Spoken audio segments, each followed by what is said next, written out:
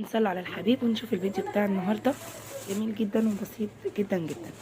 قبل ما نبدا الفيديو نقول اللهم صل وسلم وبارك على سيدنا محمد وعلى اله وصحبه وسلم. النهارده هعمل معاكم الديك الرومي اللي كان جاي لي من عند موحه.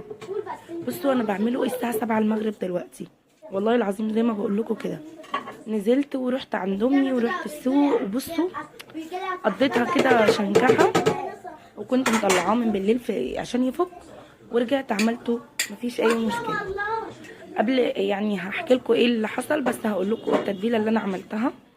انا حطيت هنا طماطميتين وبصلايه، معلقه عسل اسود، ومعلقه توم بودره، ومعلقه بصل بودره، ومعلقه بابريكا، وفلفل اسود، وكمون، وفصين حبهان ما كانش عندي مطحون حطيتهم في الخلاط اتطحنوا، وكمان ورقتين من ورق اللورا، والملح على حسب الحجم اللي معانا. انا حطيت معلقه كبيره من الملح.